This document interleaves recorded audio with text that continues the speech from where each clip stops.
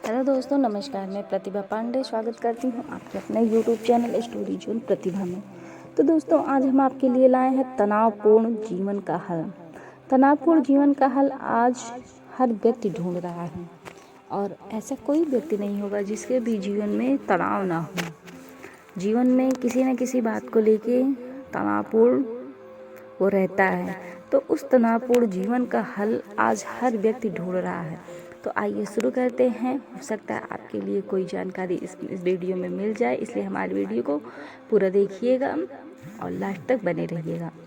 धीरज नाम का एक लड़का था। वो पढ़ने में काफ़ी अच्छा विद्यार्थी था। उसने देश के सबसे अच्छे इंजीनियरिंग कॉलेज से इंजीनियरिंग की थी। उसका प्लेसमेंट भी अच्छी कंपनी में हुआ। उसके आसपास के पड़ोस के लोगों ने कहना शुरू कर दिया था कि चूँकि धीरज बहुत ही अच्छा है पढ़ने में, तो उसे आईएएस परीक्षा की तैयारी करनी चाहिए। माता पिता का भी यही मन था। यह सब सुनकर धीरज अपने जीवन में दबाव महसूस करने लगा। एक दिन उसने सोचा कि मैं यह नौकरी छोड़कर आईएएस परीक्षा की तैयारी करता हूँ, और उसने ऐसा ही किया। कई वर्ष बीत गए, परंतु वह आईएएस परीक्षा में उत्तीर्ण नहीं हो पाया। अब उसके सारे प्रयास असफल हो चुके थे और अब वह इस परीक्षा में बैठने के लिए अयोग्य हो चुका था, क्योंकि उसकी आयु 32 वर्ष हो चुकी थी।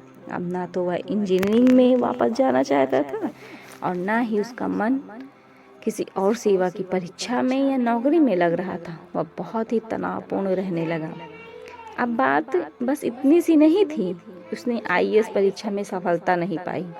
अब बातें बहुत सारी थी। दूसरी नौकरी की सोच भी उसे परेशान करती थी। अपनी असफलता को वह स्वीकार नहीं कर पा रहा था। जो लोग पहले यह कहते थे कि धीरज, तुम पढ़ने में बड़े अच्छे हो, तुम्हें प्रशासनिक सेवा की तैयारी करनी चाहिए, आज वही कहते थे कि बाप के पैसों पे खाता है, पैसे नहीं कमाता, माँ बाप का राशन खाता है, नौकरी नहीं लगी है, शादी भी नहीं हुई, और अब इससे शादी भी कौन करेगा। शादी के लिए उसकी उम्र भी ज़्यादा हो गई थी, और जब नौकरी ही नहीं तो फिर शादी कैसी। माता पिता भी उसकी असफलता से तनावपूर्ण रहने लगे थे। उसका व्यवहार भी अपने बेटे की तरफ अच्छा नहीं था। वह ऐसा जानबूझकर नहीं करते थे। उन्हें भी समाज के लोग जो सुनाते थे उससे वे लोग विचलित हो जाते थे और उसका असर उसके व्यवहार में दिखता था। इन सब से धीरज का जीवन के प्रति नजरिया बदलने लगा। उसका व्यवहार बदल गया। वह सदैव तनावपूर्ण रहने लगा। उसके अंदर एक हर प्रकार की असुरक्षा की भावना जन्म लेने लगी। फिर उसके दोस्तों ने समझाया कि जो विकल्प अभी तुम्हारे पास है उस पर ध्यान दो, जो समाप्त हो गया उसे जाने दो। बहुत समझाया।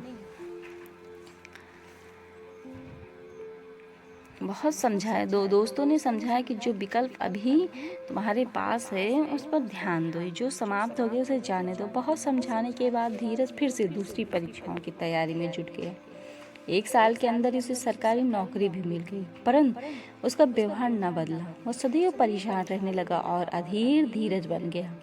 सदैव तनाव में रहता कि यह होगा कि वह होगा, ऐसा न हुआ तब क्या होगा। कुछ समय पश्चात उसकी शादी हो गई। उसकी धर्मपत्नी एक अच्छी महिला थी, जो कि शहर की ही एक बड़ी कंपनी में काम करती थी। कुछ समय बाद उसके जुड़वा बच्चे हुए, एक लड़का और एक लड़की।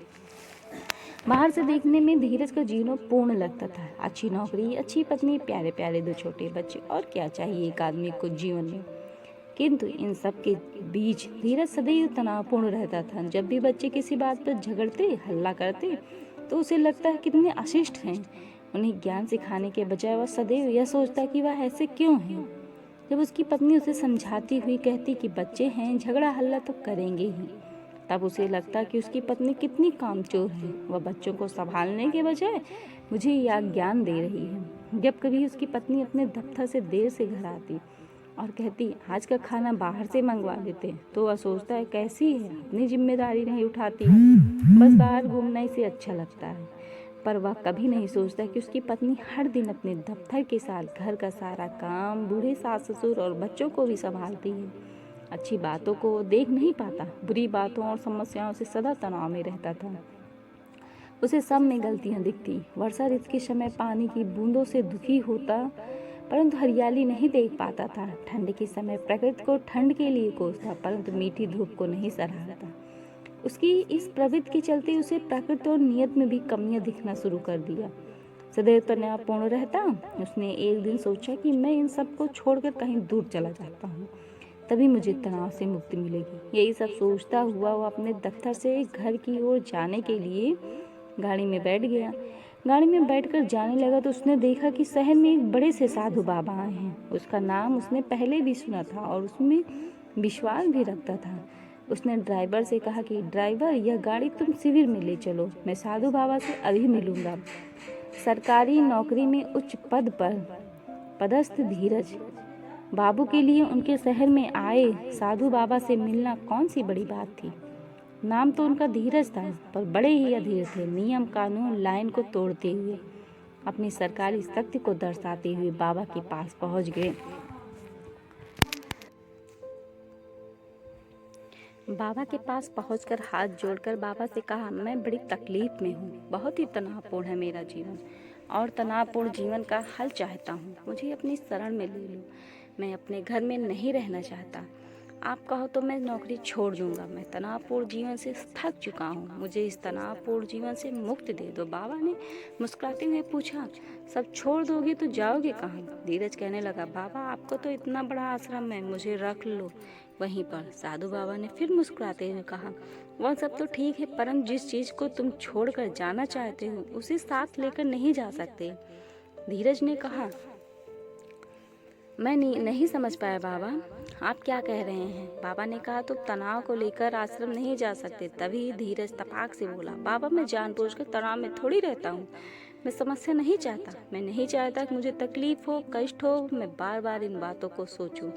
मैं नहीं चाहता कि मुझे तनाव हो, परंतु अब ईश्वर ने मेरे जीवन में इतना तनाव लिख दिया है कि मैं इससे हार चुका हूँ। मुझे अब इस तनावपूर्ण जीवन का हल नहीं मिल रहा। क्या सिर्फ तुम्हें तनावपूर्ण जीवन का हल ढूंढ रहे हो? बाबा ने पूछा, बेटा क्या केवल तुम्हारे जीवन में ही तनाव है? फिर थोड़ा रुक कर उससे कहा, मैं तुम्हें एक कार्ड देता हूँ, तुम घर जाने से पहले उस कार्ड को कर लेना। धीरज को बाबा में आस्था तो थी, तो उसने हाथ जोड़कर बोला, जी बाबा बोलिए। तो साधु बाबा कहते हैं, सामने मेला लगा है, तुम उस मेले में जाओ और वहाँ से कुछ ऐसे लोगों को पकड़ कर लाओ जिनके जीवन में तनाव नहीं, और सुनो, कम से कम एक को जरूर लेकर आना। धीरज ने हामी में सिर हिलाते हुए बोला, जी ठीक है, और चला गया। मेले में जाकर उसने बहुत सारे लोगों से पूछा कि उनके जीवन में तनाव है या नहीं, परंतु यह देख आश्चर्यचकित हुआ कि किसी ने भी नहीं कहा कि मेरे जीवन में तनाव नहीं। सब अपनी तकलीफ को बढ़ा चढ़ाकर सुनाने लगे। तब उसने लोगों से पूछा, क्या कोई ऐसा नहीं जिसके पास कोई तनाव ना हो? लोगों ने कहा, है ना, पागल को तनाव नहीं होता, शराबी को तनाव नहीं होता, बच्चों और बुढ़ों को तनाव नहीं होता। वहीं एक आदमी बैठकर शराब पी रहा था और नशे में धुत था। उसने बड़बड़ाते हुए कहा, बात तो सही है, शराबी को तनाव नहीं होता, हमें क्या पड़ी, क्या कहाँ क्या हो रहा है, बस इतनी सी चिंता रहती है कि आज दारू का जुगाड़ कहाँ से होगा, कहाँ से पैसे मिलेंगे कि मैं बोतल खरीद पाऊंगा। यह सुन धीरज को लगा कि इस शराबी के जीवन में भी तनाव है। तभी वहाँ बैठा बुढ़ा हंसने लगा और बोला, हाँ शराबी का जीवन अच्छा है, उसे तो सिर्फ इस बात की चिंता है कि दारू की बोतल कहाँ से मिलेगी। हम बुढ़ों से पूछो, इस उम्र में हाथ पांव तो चलते नहीं, खाना क्या खाएंगे उसकी भी चिंता रहती है। उसकी बात भी खत्म नहीं हुई कि वहाँ पर एक पागल हल्ला करता हुआ आया। लोगों ने उसे भगाने के लिए उसे दौड़ाना शुरू कर दिया और कहा, वह मुझे मत मारो बोलकर रोता हुआ दौड़कर भाग रहा था। यह सब देख धीरज को लगा कि चाहे वह आदमी हो, शराबी हो, पागल हो या बुढ़ा हो, तनाव तो सबके जीवन में है। तभी एक बच्ची उसके पास आती है और कहती है, अंकल क्या आप मुझे कुछ रुपए दे सकते हैं, मुझे भूख लगी है। माँ ने जो पैसे दिए थे मेले में आने के लिए वो मुझसे गिर गए। धीरज ने बड़बड़ाते हुए 50 रुपए निकाला कि बच्चों को भी तनाव का सामना करना पड़ रहा है। इस बच्ची को भूख लगी और पैसे नहीं। बच्ची ने रुपए लेते हुए कहा, क्या अंकल इसको तनाव थोड़ी ना कहते हैं, यह तो भूख की समस्या है। बच्ची की इस बात से धीरज की अकल ठिकाने आ गई। वह दौड़ा भागा साधु बाबा के पास पहुंचता है और उनके चरणों में गिर जाता। बाबा उसे कहते हैं, क्या हुआ बेटा, तुम इतने दौड़ते भागते क्यों आए हो? उसने कहा, आपने मेरी आंखें खोल दी। यदि आपने मुझे मेले में न भेजा होता तो मैं यह जान ही नहीं पाता कि मैं कितना मूर्ख हूँ। मैं समझ गया कि जीवन ने केवल मुझे दुख नहीं दिए हैं, सबके जीवन में अपने हिस्से के सुख दुख के हिस्से की परेशानियां हैं, चाहे बुढ़ा हो, चाहे पागल हो, चाहे अपाहिज हो, चाहे सामर्थ्यवान हो, चाहे बच्चा हो या जवान, सबके जीवन में अपने अपने हिस्से के सुख दुख परेशानियां हैं। और मेरी आंखें तब खुली की खुली रह गई जब एक बच्ची ने बताया कि तनाव तो कोई समस्या है ही नहीं, समस्या तो भूख है। और मैं आज तक समझ सकता कि तनाव मेरी समस्या है। यदि मैंने अपनी समस्याओं का निवारण किया होता तो मुझे कभी तनाव नहीं होता। यह सब सुनकर बाबा मुस्कुराते हुए उसकी पीठ थपथपाने लगे। धीरज ने बाबा से कहा, परंतु अभी भी एक प्रश्न मेरे मन में शेष है बाबा जी, हम हर समस्या का निवारण तो नहीं कर सकते, तो क्या इस वजह से हमें तनाव नहीं होगा? बाबा बोले, इतनी बात समझ गए हो तो तुम यह भी समझ लो, पुत्र की समस्या केवल लंबित या अपूर्ण कार्य या मनसा नहीं है। कभी कभी जब परिस्थितियां और मन की स्थिति में भेद हो तब भी वह समस्या है। कभी तो समाधान समस्या का निवारण है और कभी कभी मात्र स्थित परिस्थितियों को स्वीकार लेना भी अपने आप में निवारण है। बाबा की बातें सुन जीवन में तनाव से मुक्ति का ज्ञान पाकर धीरज अपने घर चला गया। आज उसने यह जान लिया था कि तनाव उसके अंदर है, तनाव कोई समस्या नहीं है। समस्या आने पर तनाव में नहीं आना चाहिए, यह एक मनोस्थिति है, अपितु उसका समाधान करना चाहिए। यदि मंशा के विरुद्ध कुछ घटित हो रहा है तब तनाव उत्पन्न होता है, इसलिए मनुष्य को चाहिए कि अपनी समस्याओं का निवारण करे और विपरीत परिस्थितियों में धैर्य रखते हुए परिस्थितियों के अनुकूल चले। दुनिया में कोई भी मनुष्य ऐसा नहीं है जिसके जीवन में समस्याएं न हो, परंतु इन समस्याओं की वजह से तनाव में रहना या नहीं रहना यह मनुष्य का अपना चुनाव है। अपने जीवन में सतर्कता से चुनाव करें।